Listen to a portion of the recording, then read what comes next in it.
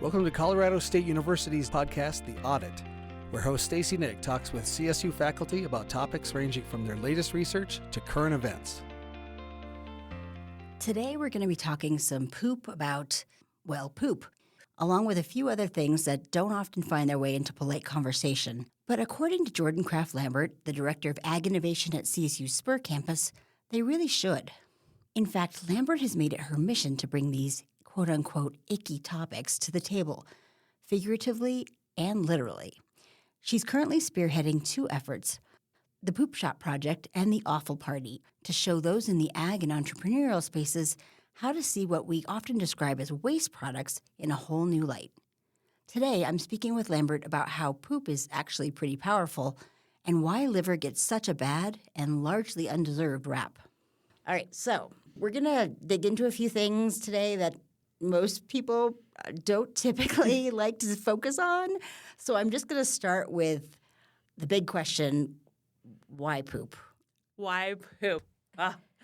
Poop is beautiful. I think poop is this really wonderful, untapped resource, actually. Like, if you think about poop for a minute, specifically cow poop, when we think about poop, it's a complex, solid liquid with some really excellent attributes. What's really cool about poop is that it has nitrogen, phosphorus, and potassium. All of our crops need nitrogen, phosphorus, and potassium to grow. Poop is also full of organic matter, and organic matter can be broken down into smaller carbon chains, and some of those carbon chains can go into our soil and actually improve water-soil holding capacity. That's a really important thing in a very dry place like Colorado and a lot of our sister states like New Mexico, Texas, Oklahoma. Another cool thing that organic matter does that comes out of poop is improve cation exchange capacity, which is a very sexy term. But what cation exchange capacity means is how good sand or dirt is at holding on to nitrogen, phosphorus, and potassium. The higher the cation exchange capacity, the better the soil is at holding that very precious nitrogen, phosphorus, and potassium. So manure has those things. It also has a really beautiful and thriving microbiome community. One of the reasons that cows can eat things that humans can't eat is because their stomachs are full of little critters, a microbiota, flora and fauna, that help them break down cellulosic material that humans can't do. So cows have that living in their gut, humans don't. And when a cow poops, a lot of those microbes go with it. So there's some really wonderful microbes that end up in the ground as well. So manure and poop is really powerful because it has all of these components. One of the other things that you can do with those long carbon chains that are in manure is also make it possible to create energy, like generate power. So CH4, methane, is natural gas, and we can get that by fracking, but we can also get it from manure. So why poop? Because it's a gold mine of amazing things, and we are only just sort of tapping the surface right now of all of the different things that it can provide for us. Oh my gosh, I never thought about poop that way before. I'll never look at it the same again. Your poop is special. That sounds like a book title. It does. It might actually be, well. If not, we are copywriting it right now, officially. It's on record. Well, as the name suggests, the Poop Shop Project is a bold plan to encourage the use of livestock manure more fully for a multitude of purposes and maximum sustainability. But manure has been used forever as fertilizer, so what can possibly come from poop that we have not realized, or that a way that we have not realized it before?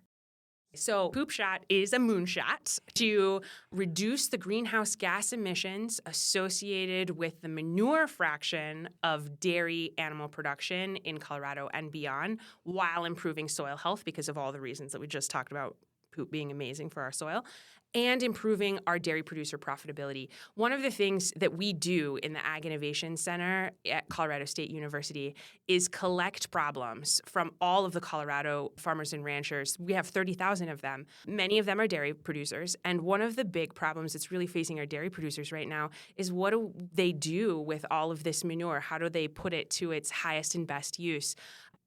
In the 90s, Al Gore was just starting to talk about climate change. But the really hot button topic in the 90s was actually water quality. So we wanted to protect WOTUS, the waters of the United States. And that's a really important thing to do for many of the reasons that manure is fabulous. It's full of nutrients, it's full of microbes. Those things put in the right place, in the right rate, at the right time, fabulous, very good thing for agriculture and for ecosystems. Too much of it in the wrong place can be very bad for especially our waterways. So in the 90s, a lot of what regulators required of our dairy producers and beef producers as well, hog, poultry, was to store the manure in an anaerobic context. So anaerobic means that it has no oxygen, has no access to oxygen. In an anaerobic environment, all of the fun little microbes that got pooped into the poop are having a party. One type of those microbes are called methanogens. And methanogens' job is to make methane when they're in an enclosed anaerobic environment to prevent the manure from ending up in the waters of the United States. The unintended consequence of that is that the methanogens are making a ton of methane. And that really sucks because here our dairy producers were trying to remain in compliance with the laws that we decided to put in place to protect our waterways. And we have now, in asking them to do those things, and it has caused this unintended consequence of creating more CH4. So when we talk about the dairy supply chain, like if you think about eating a slice of cheese, a cheese producer, processor, the people that make the cheese, they're getting a lot of pressure from their banks and financial institutions and their consumers right now to decrease their greenhouse gas emissions. For a cheese producer, often 95% or more of their carbon footprint is not inside their plant. It's in their supply chain. And for a cheese producer, the supply chain itself is in many cases comprised of the dairy producers that create the milk that go into the cheese, right? And so those dairy producers are, by virtue of the fact that they're managing cows, and cows have these very special microbes in their first stomach that actually intentionally make methane. It's actually a feature of the biological system of cows to create methane. It's a good thing. Because without those little methanogens that are hanging out in the first stomach of the cow, taking that organic matter and breaking it down, the rumen of the cow would get very acidic and she would get very sick and she wouldn't be able to do what she does. So actually the methanogen is performing a very important role in the ecosystem of the stomach of the animal by creating CH4. When we're looking at the greenhouse gases that come from a dairy farm, they come from 4 major areas. About 10% is fossil fuel use. So that's to run your tractors and your loaders and stuff like that. But a third of it comes from burping. So that's your enteric emissions that are coming from the methanogens living in the stomach of the animal in their stomach. The second fraction, another third, comes from feed production. And in many cases, that's from creating the fertilizers that we use to fertilize our fields. Most fertilizer today comes from what we call the Haber-Bosch process. The way that Haber-Bosch works is we light a lot of fossil fuels on fire to make the nitrogen fertilizer that then gets put on our crops. So that's about a third of a dairy's environmental greenhouse gas footprint. And then the final third is actually from the manure. Because as we discussed earlier, when the cow poops out all of her microbes and we store them in an anaerobic environment like dairy producers were told to do by their regulators, we end up with all the methanogens having more of a party and creating additional CH4.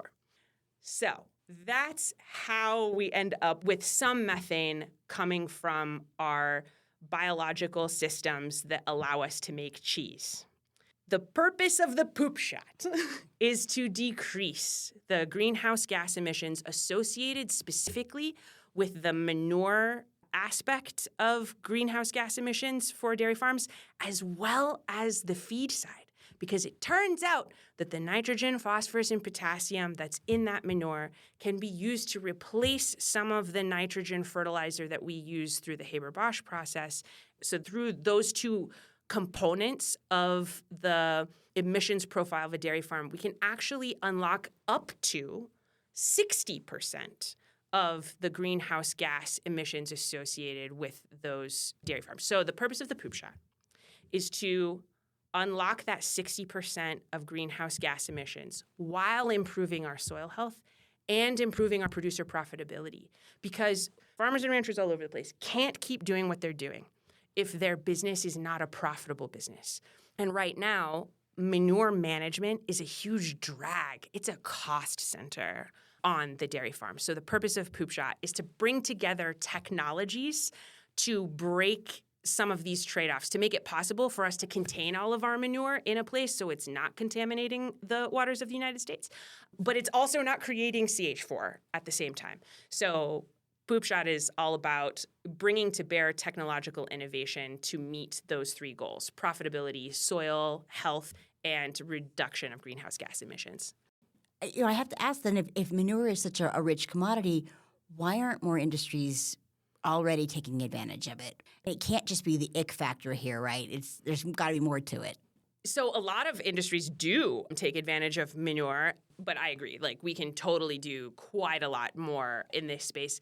There's literally 99 problems associated with why what we call poop takers may not want to use manure from our poop makers, our dairy and our beef producers. Poop takers can include everyone from corn producers to wheat producers, sometimes to energy producers as well that want to get that renewable natural gas that is CH4, that is methane. But the barriers to doing this, there's a list as long as my arm. And some of those problems are things like manure, when it comes out of a cow, is wet, and shipping water is heavy and costly. So dewatering that manure is a kind of technology that our dairy producers need to have access to. Some of those technologies, they do have some today, but we're not done yet. We're not done innovating on that yet. So that's one aspect that can be a challenge. Another aspect that's a really big challenge is that manure comes out of a cow in a specific nitrogen, phosphorus, and potassium ratio. And that ratio does not match the ratio of nitrogen, phosphorus, and potassium that corn needs to grow. And it also doesn't match the nutritional profile that alfalfa needs. When manure comes out of the back end of the cow, it doesn't match either of those things. So there's some more technological innovation that needs to happen to balance and tune that nitrogen, phosphorus, and potassium ratio to be what the poop taker needs, what the crop farmer wants to put on their field. When you're talking to these industry folks, these farmers and ranchers about this project, what is their reaction? I work with a lot of ag tech founders. That's my role at the Ag Innovation Center. Support ag tech founders that solve Colorado farmer and rancher problems. And sometimes I talk to ag tech companies who will say things to me like, farmers are so risk averse. And I always sort of prickle at that because farmers take on risk every day. They are professional risk managers. They have to manage the weather is a huge risk. They basically operate factories that are open to the sky. That's really tough. The market changes a lot. They're price takers, not price makers. They are managing all kinds of risk all the time. It's not that farmers are risk averse. It's that they are maxed out on risk. But that can make it quite challenging for them to adopt new technologies. So when I talk to farmers about this particular challenge, some of them are like, yeah, it's a problem and we need to solve it and I'm ready to do it, mostly because they just slept well and had some coffee.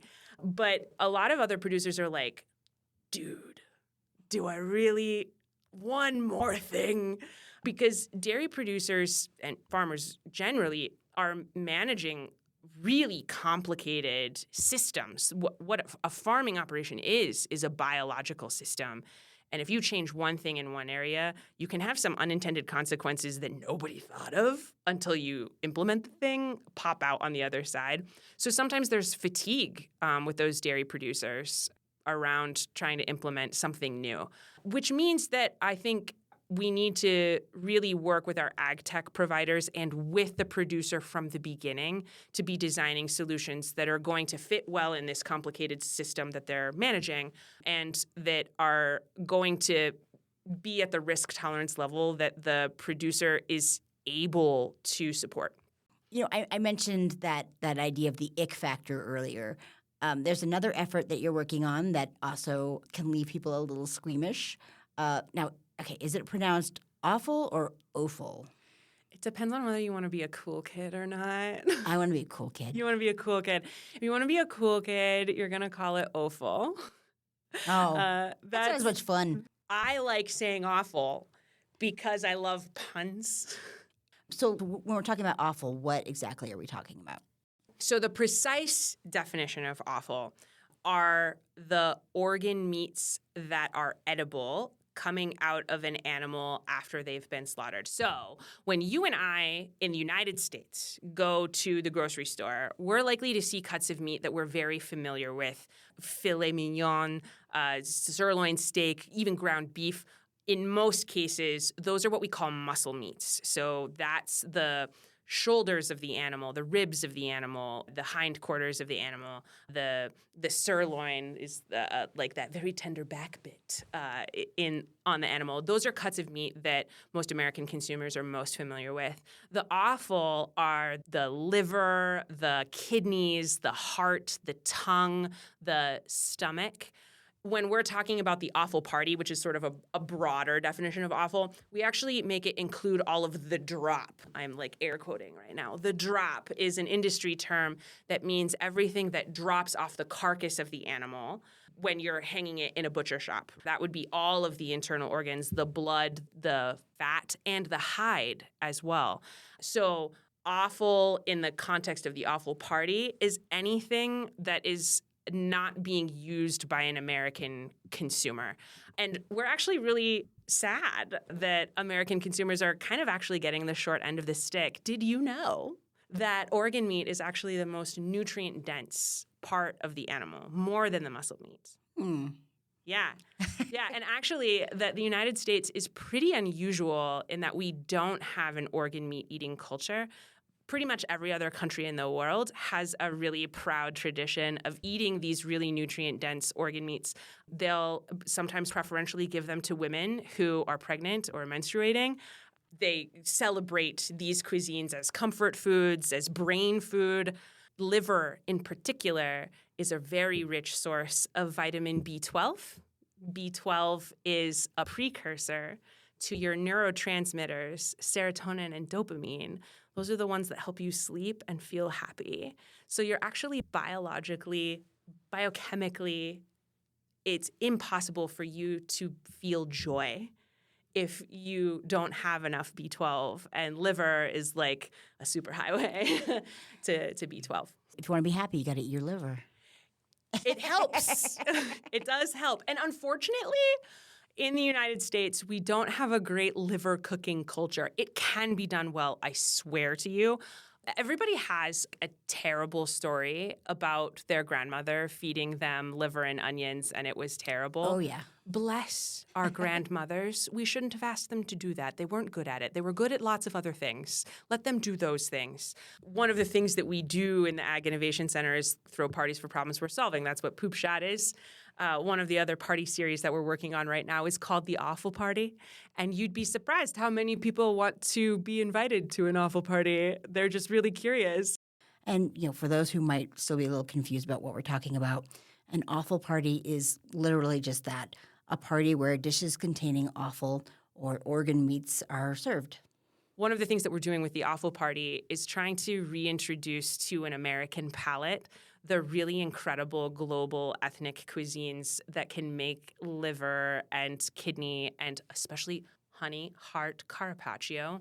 You have not lived. Oh, my. If you have not had heart jerky, heart carpaccio, beautiful, beautiful, beautiful, beautiful cuts of meat that I grew up thinking were icky, but that's because I didn't know better. So now, how do you get people kind of past that? How do you turn like beef spleen into the next Brussels sprout? Well, first we need to get Brussels sprouts publicist because they did an amazing job, whoever that was, or kale also.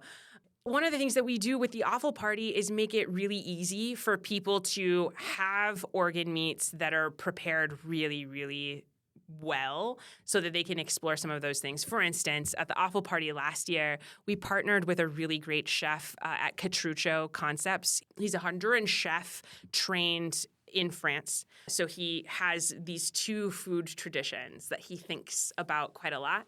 And he did an amazing menu for us. We had a mezcal liver mousse. It was amazing.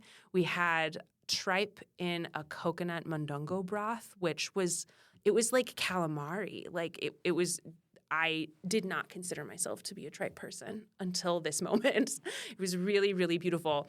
One of the things that we try to do at the offal party is allow people to explore things and even spit it out if they don't like it. Oh. And we actually encourage the audience to congratulate each other when they try something and do spit it out, because that meant that they were brave and they tried something new. One of the things that really surprised me about the offal party last year is that I thought we were going to have people who hated offal and people who loved offal. And that turned out not to be true. Every person except one of the attendees found an organ dish that delighted them, that they thought was really beautiful, that surprised them in some way. So it's not so much, are you an offal person or are you not an offal person? It's which kind of offal person are you?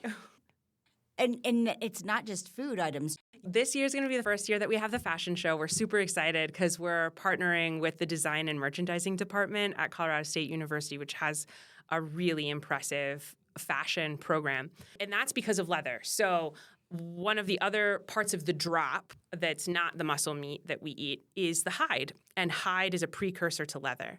And one of the things that I learned that I did not know, I'd always thought, a leather jacket is beautiful, or a leather couch or a leather interior in a car is really beautiful and desirable. But I didn't really understand as a consumer why I was attracted to leather. And in partnering with the design and merchandising department, I've learned all of these things about fabrics and materials that I didn't understand before. So leather is special and no synthetic can touch it in terms of performance, in terms of durability, cleanability, and breathability, and biodegradability.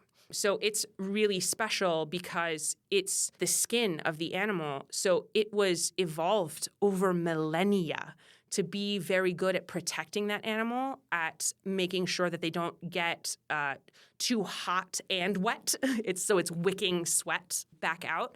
It's also really cleanable. That's one of the reasons that I love leather upholstery in my car. You can just wipe that down. You have baby vomit, right? So it's a high performance luxury material that can last for a very long time because it's designed to last for the many years of an animal's life. When you what they call abandon leather, so when you finally throw it away, if you do, in many cases it can become an heirloom. Like it can last many generations sometimes. But when you're ready to abandon that leather, it can go back to the earth. A lot of our synthetic alternatives to leather make microplastics, and that is wreaking all kinds of havoc in a lot of our ecosystems. So it's really exciting to think about the solution to this durable, breathable, high-performance material having been something that was here the whole time.